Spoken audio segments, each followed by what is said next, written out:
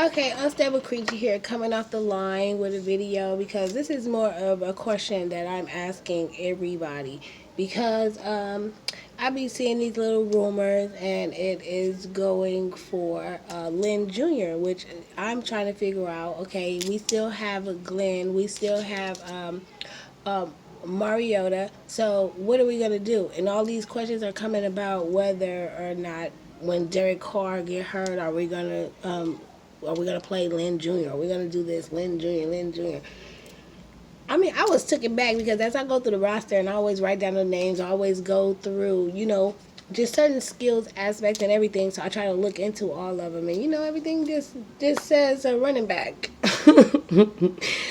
So it begs a different. It makes me think about the money choices that we have to be able to sit on a couple players. If you could have, so now we have contracts to where we have to honor and stick through all the way through. But I'm saying, like, even when we picked up on Mariota, and John has a way where your first year you can look, you can learn. It's like look but don't touch, and then your second year you all out for some players. And I'm just looking like, okay, we have Mariota, and then we have Peterman. For the time that Peterman shine, and I wish I would stop going off of his stacks. Even though you go off of what stacks, you go off the stacks that he was only given. If that man was given more time during the regular season, his stacks would be better, don't you think? Now, enough with moving on from that. Mariota. Everybody has been bigging up Mariota. You're so proud of what. So why, if Derek get hurt, why are we leaning on Lynn Jr.? I'm just trying to figure out because even I can't find it now, and these are the most recent posts on the news clipping, and I did see something about Bowden Jr. being a quarterback. I, like I said, I'm looking through them now, and I can't find it, or I don't hit myself, or I don't see it, but I did see it, and that kind of like threw me for a loop because that does makes me feel some type of way. Now we're not even going to try to get our experience with the people that we do have. Now we're kind of like jumping ship and jumping over, which, like I said, with the money thing is kind of like mind blowing. That's why I don't stay along, or sometimes I have reported on the dollars, but I don't try to stay along the dollars because of following the dollars would be like weird. So we have these players. Some, we might not even see in the first year. We most definitely will see in the second year. That's if they don't get switched out and be used as an excuse, like, oh, your stacks, like you didn't put too much up, but you told me I'll be best in the second year, and you don't want me to do this year, and it's just weird. And like I said, watching and following how in depth it goes between these things. Okay, and is it because of this signing another running back, Jim? I mean, we just signing and picking up. Not saying that anything wrong with it, but like I said, we still got at least like a good chunk of people that we still have to go through. And we only have 3 weeks, 3 weeks to eat through them, 3 weeks to figure out what it is. Today they just got in past. They did a lot of things, but it's kind of mind blowing. Why would we be calling up on Junior for certain positions? He's a running back, and I understand the switch up, but why not do this way back when? You know what I mean? If you want to save yourself money, if you want to do this, if you want to do this. And I watch the Raiders Rumor Report, and then they always throw up the dollar signs, how much it would cost for us to keep or give or release or whatever the case may be. When I be feeling like using these numbers, it is just a trickery when it comes to looking at the players and everything that they are there for and what they're supposed to do. That's just like using their stacks, one of the excuses to get rid of them when you know for sure that you haven't given them any time. So that's the stacks that they would have to run with for the rest of their life, or run with from the time that they leave you for somebody else to judge them to be able to pick them up off of. I mean, yeah, some people know the skills and sets that a player bring, even if another player didn't utilize it. You know what I mean? They know them from college. They know them from previous, teams or whatever the case. But it's just looking like, come on now. We have to be smart with everything. And I feel like with the players, the money, everything go hand in hand. So we have to just be smart. And I feel like right there, that's just jumping over a lot of people that we do have. And it makes me feel some type of way when I hear Mitch rant on about, oh, Peterman isn't going to be here and we don't need keys. And I can't stand a person to talk like that, because you talk like that as if you didn't know his skills and his mindset prior to. Like you haven't seen this man on the field and when he's there. And it's just like mind blowing. I mean, shit, Keys, you can say you was on the squad longer than Mitch Ritz, and this nigga trying to throw you under the bus. Not for, but Keys most definitely is mine. I think I always like make a comment like we got the key. We got the keys, we got the key, one of them, because we do. And if we utilize the man more, like he said, we can get the job done. No new friends, no new people. Just go ahead and work with what we got, because we got good people. And now you're starting to overlook for a he said, she said type stuff. And it's just unfair for the players that we already have. That's all I'm saying. So everybody, not only are you fighting for your life for no apparent reason, you know a person's skills. Like Ferrell, cleaning Ferrell is like blowing my mind right now. I mean, shit, I love seeing the fight in him. I'm feeling like in this season right now, his bite is gonna be way more better than his bark. He just finna go out and he finna tear limbs apart. He looking like, okay. I think he's feeling that weight. Like, he finna, all that weight, he finna go drop it on somebody, okay? He finna leave that shit on the field. I mean, not leave it on the field, but he gonna work it on the field. And we gonna need him to drop that shit every game, okay? Need him to work that weight every game. But yeah, he is most definitely ready to go out and chew through some things. I know that he is. Don't sleep on his bark. You hear it, fucking run.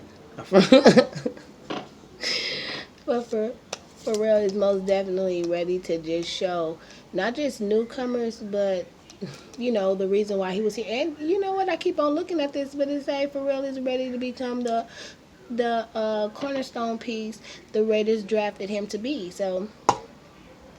And he really stepping into that role. If you really hear the way, he talked during his presser and, and watching him during training camp, I mean, we don't get like this real, like that, the whole view or a whole video of training camp. We get a little snippet, highlights and stuff like that, which is still great. But, I would love to be out there, being able to, see a full-fledged everything. So, I mean, like I said, people that's already been here, I'm loving the way they are speaking out, because it's saying so much to me. It's like, okay, and I'm here. Don't overlook me. You know what I mean? If I did drop this, I did. Shit happens to people, and I just don't like it to where like it's like a person that probably ain't even been in our corner that long. Not saying anything is wrong with that. You on our side, but at the same time, don't just act like everybody is expendable. Like, oh, it's not here, no, let's just trade him. He just costing us this amount of money.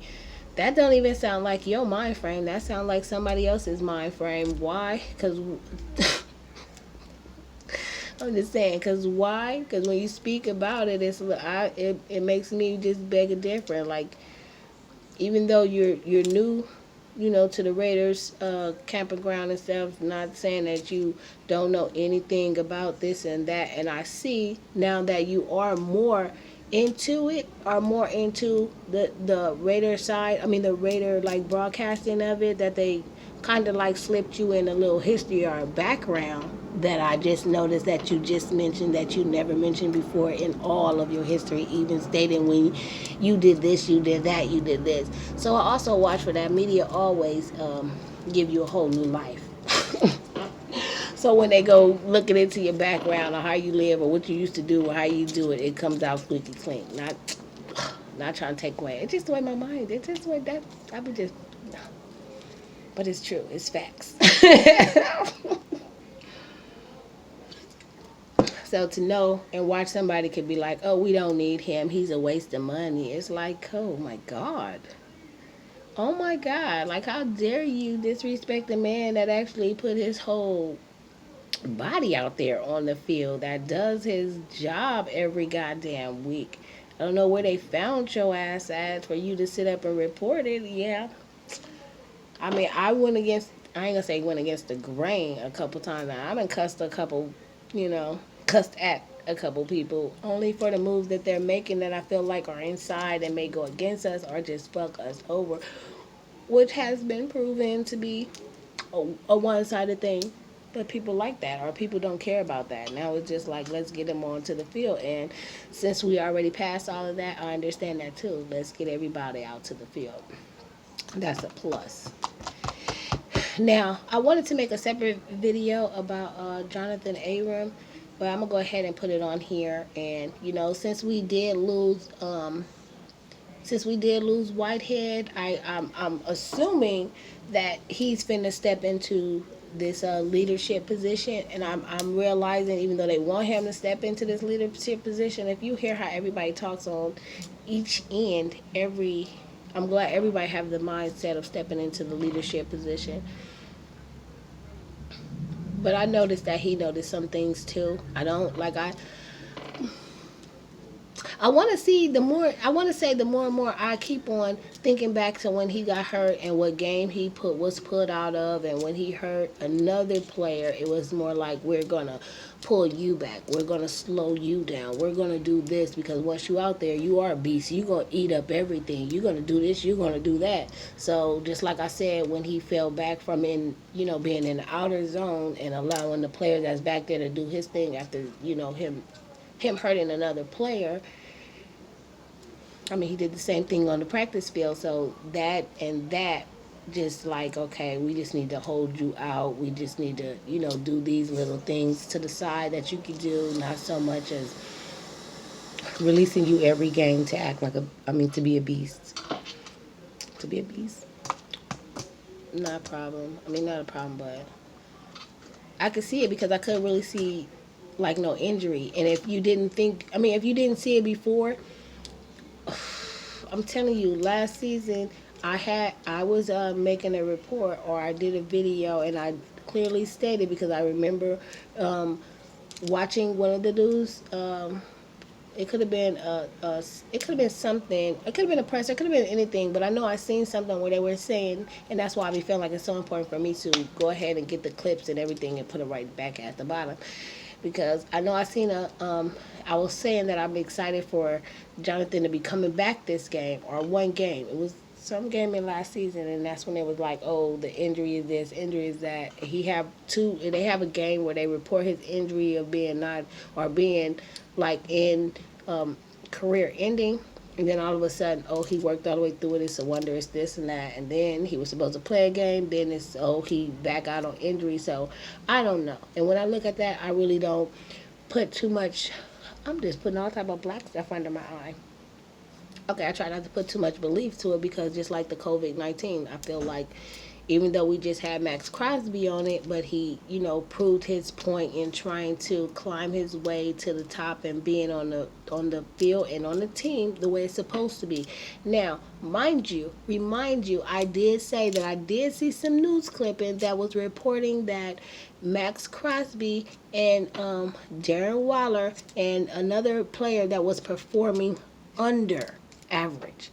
Then it came back. Now everybody's praising him. Now Maxx Crosby is on, was on the COVID list. Now he's back and he's activated, and now Rod Smith. Now I'm thinking that this back and forth is going because of skills. Now, like I said, that news clipping, he was performing under. Now he was on the COVID. Now, as he's on the COVID break, he's over here exercising and getting all his little reps up, and he's sending his training video to them, and now he's back on the field and Rod Smith is off. So that's almost like we finna get some practice in with Rod Smith, and if Rod Smith ain't kicking it out, we can put Maxx Crosby back in, because he was already just performing underneath. But we got so many players that we need to work through and get through, so we gonna really have to buckle down on that. Maybe that's the way to get them all fighting, get them, ready for their peace. But that's how I look at that, because I was a little, that's, all that right there is a little suspect. Like I said, when I got those news clippings from Lord knows where, it was just like, boop, showed up. And I was like, what? Why would they be saying that? And whoopty woo, because I like Darren Waller. Darren Waller, he is a hustler on that goddamn field. And I won't take nothing from him. Every time that I see him in certain situations and in certain positions, I'm looking like he there, and he can really pick up speed, and he really get down. And the most thing I was it like last season, maybe a season before that, I was clowning about his what he was not clowning like that, and him battling his addiction. That is beautiful, and that is wonderful, and that is a blessing. And you keep going with your positivity. But I also said that the reason I also said that him being on that field is just like, ooh, that man, he running from a whole lot. He doing a whole lot, which is good. He's in good health and good condition, and that's a blessing.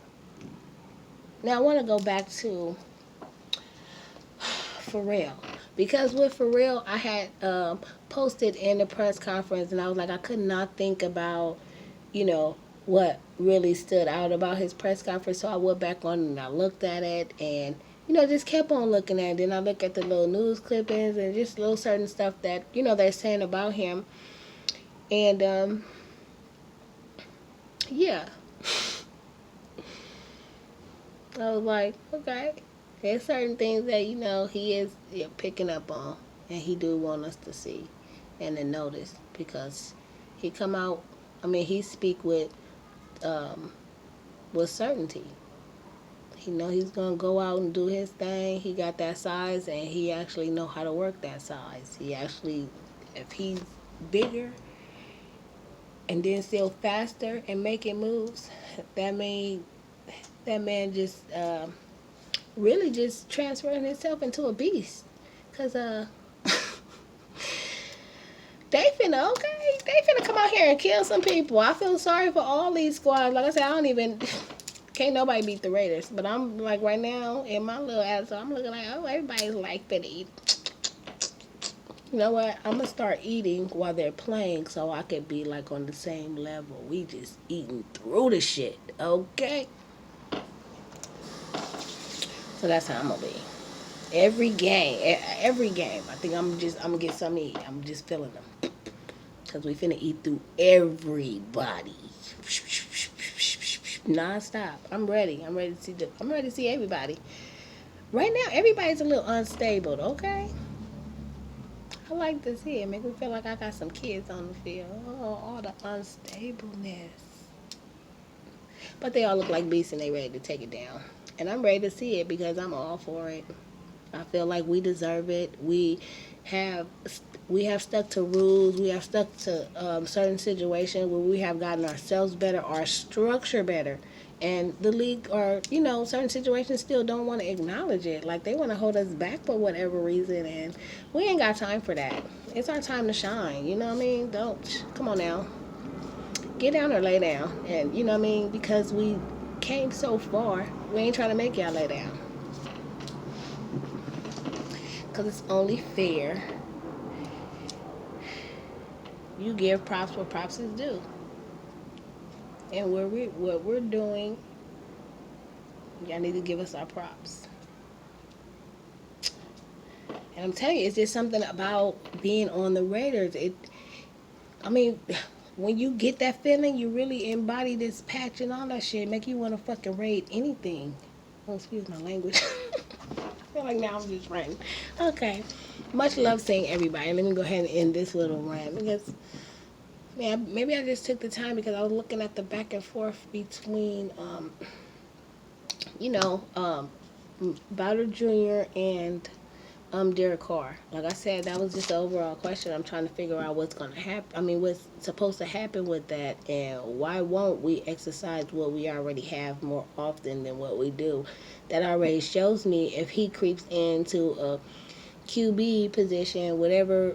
It sounds like he already there. So, whatever falls along, that means I am gonna lose my Peterman. Because if you feel like Mariota is going to do so much, or Mariota is there, or we need Mariota, that means I haven't even heard anything about Peterman. Y'all haven't even spoke up on Peterman as if Peterman didn't do anything. The only person that speaks up on Peterman is Mitch Rentz. And he sounds like he got some type of problem with him because Glennon went before him, and he sounded like he got a problem with Keys, and I'm just not feeling that. Like, you have a problem with like some good ass people. Like, Peterman was ready to make more moves than Glennon. I don't know what was Glennon's problem. I don't know what was making him stiff, what was making him like really cleaned up, but it just wasn't happening. And yeah, he made a couple plays, but he wasn't making the force. And that's the difference between them. Like, he was forcing, I mean, he was making force, like he was making way. And Peterman reminds me of like a Rich Gannon. I was really intrigued. I was really intrigued by Rich Gannon. It was like it's like a nonstop. He gonna give you what he got. And like last season when I watched Derek Carr, like, rush for a couple yards. Like I promise you, that's all I was thinking about. Like Rich Gannon, like, you gotta go for the goal. And I seen that in Peterman before I seen that in fucking Derek Carr. So that's why I'm saying, like, what we gonna do?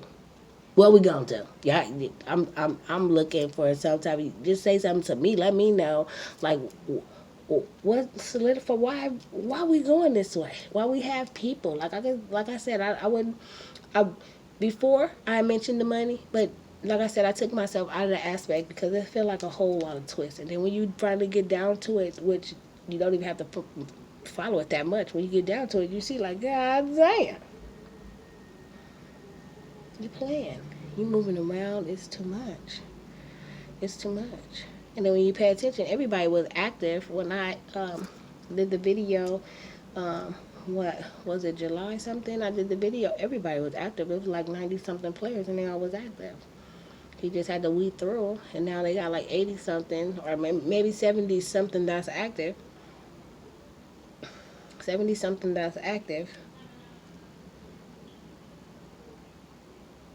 and then 3 or 4 on the opt out, and then 1 on the COVID. Like I said, that's a switch. This video, I didn't even mean to be so long, but it's just something about trying to nip everything into one little video. Okay, but okay. I was glad, even though I was trying to save Jonathan Abram for another video, I'm glad I did go ahead and speak up on that, because yeah, I'm not gonna play like the things that I do see or do hear or whatever. Like, I'm not gonna shine no light on it. Some things do need to have some light shined on it, not to go against, but it also shows like what kind of stuff and experience that we do go through. So, Jonathan Abram, and then Clelin Ferrell. What else I was talking about? Okay, but I guess on this video I could also put that I'm